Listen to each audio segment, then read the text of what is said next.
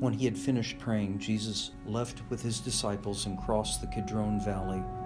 On the other side there was an olive grove, and he and his disciples went into it. Now Judas, who betrayed him, knew the place because Jesus had often met there with his disciples.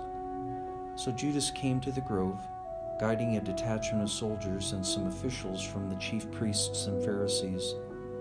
They were carrying torches, lanterns, and weapons. Jesus, knowing all that was going to happen to him, went out and asked them, "Who is it you want?" "Jesus of Nazareth," they replied. "I am he," Jesus said. And Judas the traitor was standing there with him. When Jesus said, "I am he," they drew back and fell to the ground. Again he asked them, "Who is it that you want?" And they said, "Jesus of Nazareth." "I told you that I am he," Jesus answered. "If you are looking for me, then let these men go." This happened so that the words he had spoken would be fulfilled. "I have not lost one of those you gave me." Then Simon Peter, who had a sword, drew it and struck the high priest's servant, cutting off his right ear. The servant's name was Malchus. Jesus commanded Peter, "Put your sword away. Shall I not drink the cup the Father has given me?" Then the detachment of soldiers with its commander and the Jewish officials arrested Jesus.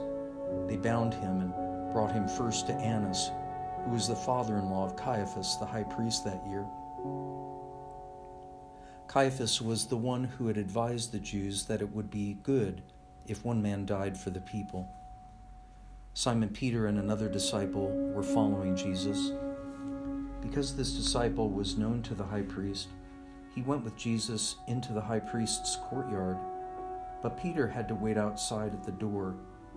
The other disciple, who was known to the high priest, came back, spoke to the girl on duty there, and brought Peter in. "You are not one of his disciples, are you?" the girl at the door asked Peter. He replied, "I am not." It was cold, and the servants and officials stood around a fire they had made to keep warm. Peter also was standing with them, warming himself. Meanwhile, the high priest questioned Jesus about his disciples and his teaching. "I have spoken openly to the world," Jesus replied. "I always taught in synagogues or at the temple where all the Jews come together. I said nothing in secret. Why question me? Ask those who heard me. Surely they know what I said." When Jesus said this, one of the officials nearby struck him in the face. "Is that the way you answer the high priest?" he demanded. "If I said something wrong," Jesus replied, "testify as to what is wrong. But if I spoke the truth, why did you strike me?" Then Annas sent him, still bound, to Caiaphas the high priest. As Simon Peter stood warming himself, he was asked, "You're not one of his disciples, are you?" He denied it, saying, "I am not." One of the high priest's servants, a relative of the man whose ear Peter had cut off, challenged him, "Didn't I see you with him in the olive grove?" Again Peter denied it, and at that moment a rooster began to crow.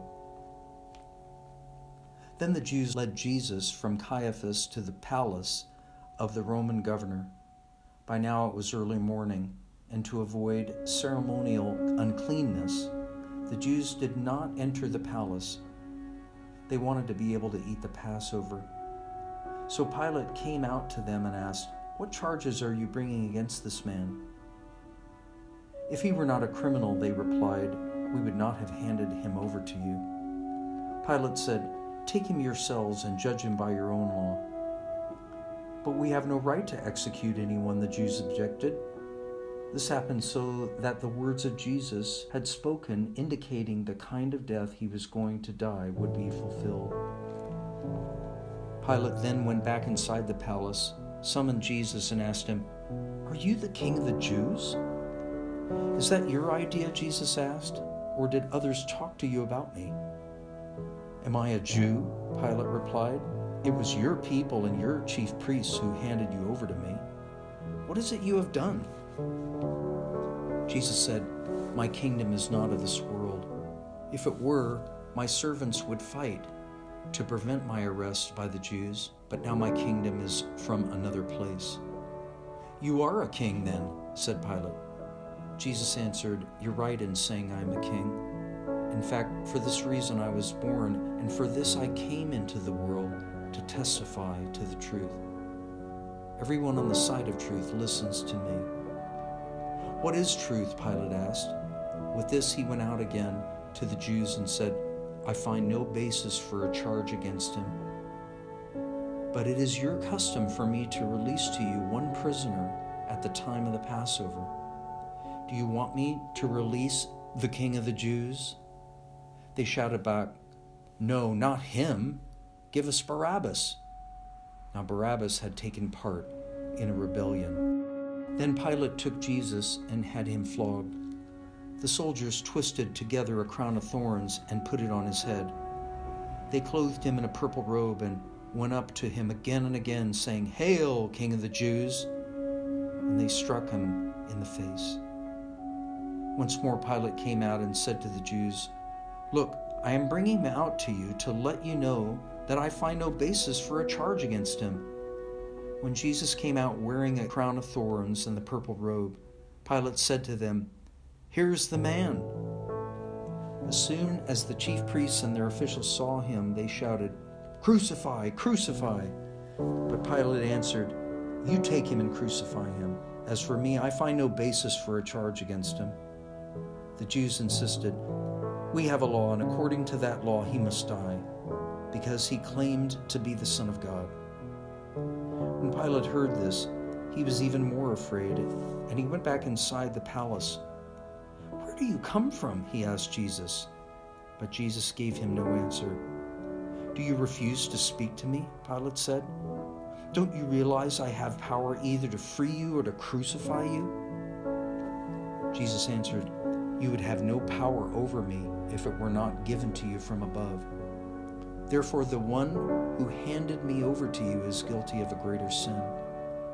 From then on, Pilate tried to set Jesus free, but the Jews kept shouting, "If you let this man go, you are no friend of Caesar. Anyone who claims to be a king opposes Caesar." When Pilate heard this, he brought Jesus out and sat down on the judge's seat at a place known as the stone pavement, which in Aramaic is Golgotha. It was the day of preparation of Passover week, about the 6th hour. "Here is your king," Pilate said to the Jews. But they shouted, take him away, crucify him." "Shall I crucify your king?" Pilate asked. "We have no king but Caesar," the chief priests answered. Finally, Pilate handed him over to them to be crucified. So the soldiers took charge of Jesus. Carrying his own cross, he went out to the place of the skull, which in Aramaic is called Golgotha. Here they crucified him, and with him 2 others, one on each side and Jesus in the middle. Pilate had a notice prepared and fastened it to the cross. It read, "Jesus of Nazareth, the King of the Jews." Many of the Jews read the sign, for the place where Jesus was crucified was near the city, and the sign was written in Aramaic, Latin, and Greek. The chief priests of the Jews protested to Pilate, "Do not write, 'the King of the Jews,' but that this man claimed to be King of the Jews."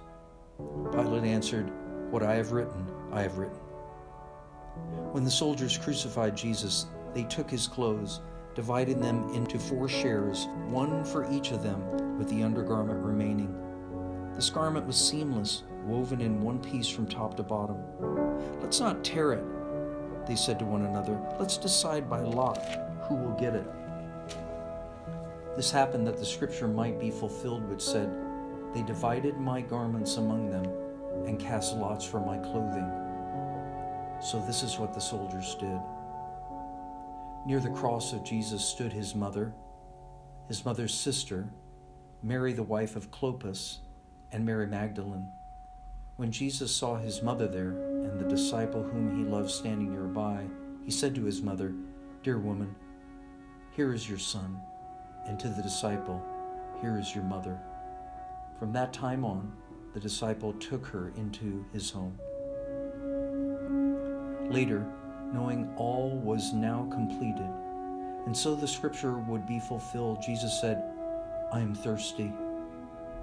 A jar of wine vinegar was there, so they soaked a sponge in it, put the sponge on a stalk of the hyssop plant, and lifted it to Jesus' lips.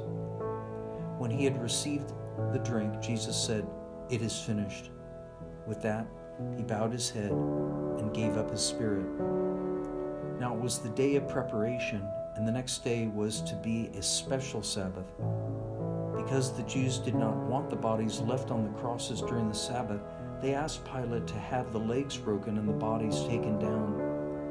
The soldiers therefore came and broke the legs of the first man who had been crucified with Jesus, and then those of the other.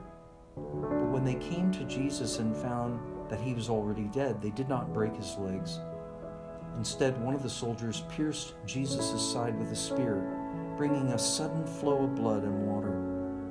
The man who saw it has given testimony, and his testimony is true.